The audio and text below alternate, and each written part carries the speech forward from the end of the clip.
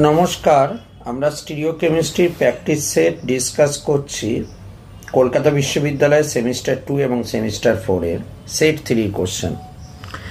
প্রথম কোশ্চেনটা আমাদের দিয়েছে, একটু ভালো করে খেয়াল করে দেখবে। বলেছে এক কাইরাল হতে হবে, কন্ডিশনটা হলো এক কাইরাল হতে হবে, 1 নম্বর কোশ্চেন, এবং এটা হতে হবে স্টিরিওজেনিক। ঠিক আছে, দেখো এর জন্য আমি এক্সাম্পল হিসাবে আমি এই কম্পাউন্ডটাকে নিলাম এবং আমি এক্সপ্লেন করছি এটা কেন এক কাইরাল হচ্ছে। দেখো কম্পাউন্ডটা এক কাইরাল, তার কারণটা হচ্ছে এর মধ্যে দেখো একটা সিগমা প্লেন আছে।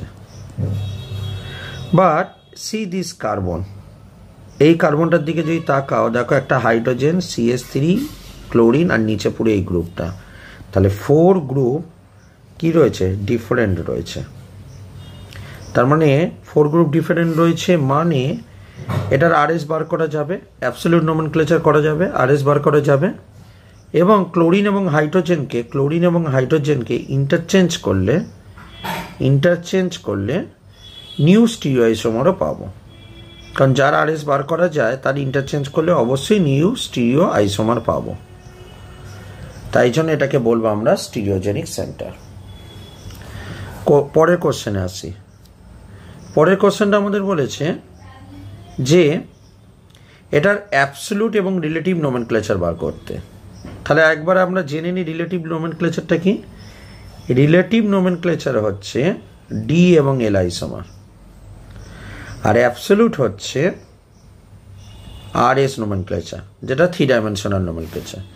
তো এই যে স্ট্রাকচারটা রয়েছে, এই স্ট্রাকচারটা যদি দেখো ডিএলটা কি, আর একবার একটু বলে দিচ্ছি, ভালো করে মনে রাখো।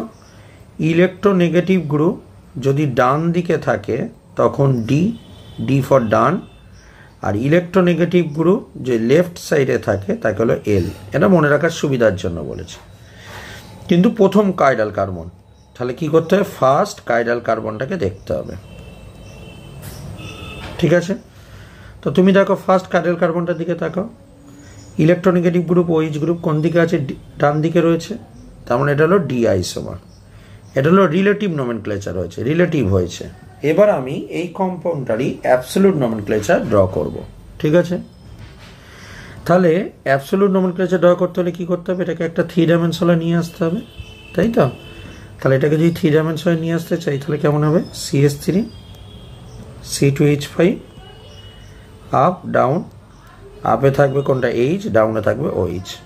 এবার নাম্বারিং করো, এটা 1 নম্বর, এটা 2 নম্বর, এটা 3 নম্বর, এটা 4 নম্বর। ঠিক, এবার মনে করো চারটাকে তুমি চাপলে, এই যে তুমি একটাকে চাপো, ব্যাগটাকে চাপলে 2 3 4, 2 3 4 মানে কিসে ঘুরছে, আরে ঘুরছে। চেপেছি এক ব্যাগে কি আছে, মাইনাস, তার মানে আরটা কি হয়ে যাবে, S। তার মানে এই যে জিনিসটা করলাম এটা হলো তোমার কাছে অ্যাবসলিউট নোমেনক্লেচার। তাহলে অ্যাবসলিউট নোমেনক্লেচার করলে কি করব, RS বার করব, আর রিলেটিভ নোমেনক্লেচার করলে কি করব, আমরা DL বার করব। থার্ড কোশ্চেনটা আসছি। থার্ড কোশ্চেনটা বলেছে স্পেসিফিক রোটেশন এবং অবজার্ভ রোটেশনের মধ্যে রিলেশন কি। দেখো তোমার কাছে এই যে টি ল্যামডা, এটা হলো স্পেসিফিক রোটেশন। তো স্পেসিফিক রোটেশন সমান কি হবে, alpha divided by L into C।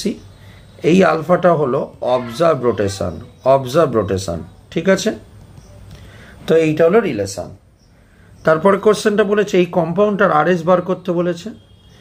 তো আমরা এই কম্পাউন্ডটাকে RS বার করবার জন্য যাচ্ছি।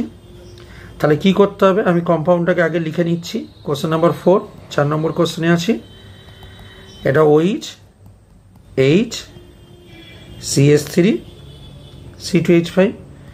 কি বলেছি, নাম্বারিং করতে হবে আগে আপ ডাউনকে, এটা 1 নম্বর, এটা তোমার কাছে 2 নম্বর। তারপর এইগুলোকে আপ ডাউন বনকে আগে নাম্বারিং হয়ে গেছে, এটা 3 নম্বর ওয়েটের দিক থেকে, এটা 4 নম্বর। তাহলে মনে করো 2টাকে চাপো, 2টাকে চাপলে কি দাঁড়াচ্ছে বলো, 1 3 4, 1 3 তারপর 4, তার মানে আরে ঘুরছে। এবার চেপেছো 2 ব্যাকে কি হয়, 2 ব্যাকে হয় প্লাস, তাই তো? তার মানে যেটা হচ্ছিল সেটাই হবে, তার মানে আর নোমেনক্লেচার হবে। ঠিক আছে, ক্লিয়ার? পরের কোশ্চেনে আসছি। পরের কোশ্চেনটা দেখো তোমাকে কি বলেছে, হোয়াট ইজ ইনানসিওমারিক এক্সেস। দেখো ইনানসিওমারিক এক্সেস কাকে বলে?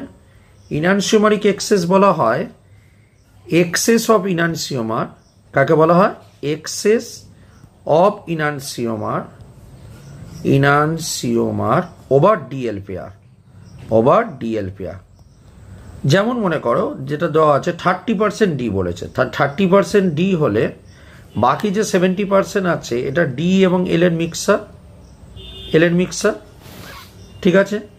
তাহলে শুধু ডি কত? শুধু ডি এখানে হলো কত? 35%, আর এল কত হবে? 35%। তাহলে ওভারঅল ডি কত?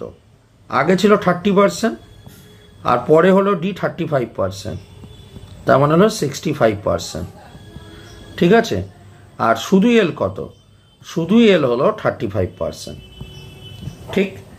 তাহলে ইনানসিওমারিক এক্সেস বলতে access of ইনানসিওমার over the DL pair, এই জিনিসটা বোঝাচ্ছে। তারপরে কোশ্চেনটা চলে আসি। দেখো একটা অ্যালকোহল দিয়েছি, বলেছি এটাকে কি করে সেপারেট করব। তো আমরা জানি অ্যাসিড বা বেসে কনভার্ট করতে হবে, নইলে সেপারেট করা যায় না। তাই জন্য যে অ্যালকোহলটা তোমার কাছে দেওয়া আছে, তাকে তুমি অ্যানহাইড্রেটের সঙ্গে রিয়াকশন করো।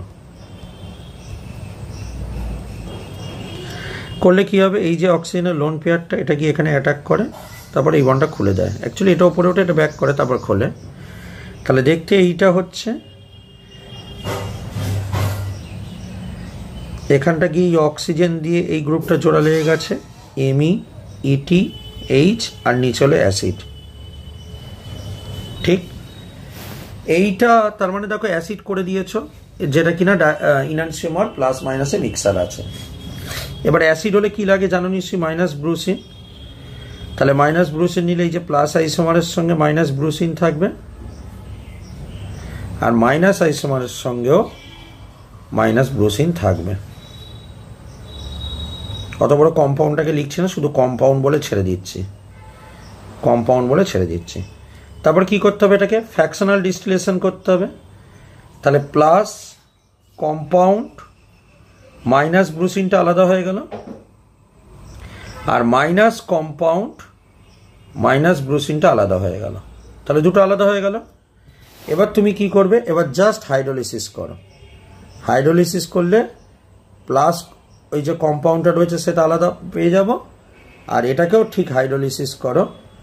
হাইড্রোলিসিস করলে মাইনাস কম্পাউন্ডটা আলাদা হয়ে গেল। তাহলে প্রথমে ছিল একটা অ্যালকোহল, তাকে আমরা একটা অ্যাসিড ডেরিভেটিভে কনভার্ট করলাম। অ্যাসিড ডেরিভেটিভে কনভার্ট করবার পর ইনানসিওমারটাকে আমরা ডাইস্টিরিওমারে কনভার্ট করব বলে মাইনাস ব্রুসিন ইউজ করলাম। তাহলে ডাইস্টিরিওমার হয়ে গেল। তারপর আমি ফ্র্যাকশনাল ডিস্টিলেশন করবার পর তারপর হাইড্রোলিসিস করলে কম্পাউন্ড আবার ব্যাক করে যাবে। তো এই ছিল সেমিস্টার 3 কিছুই, মানে সেমিস্টার 2 এবং 4 এর সেট 3 কিছু কোশ্চেন আমরা এখানে ডিসকাস করেছি। আশা করব বুঝতে পেরেছো। ভালো করে প্রিপারেশন করো যাতে স্টিরিওকেমিস্ট্রি থেকে আমরা ফুল মার্কসটা ক্যারি করতে পারি। ধন্যবাদ সঙ্গে থাকবার জন্য।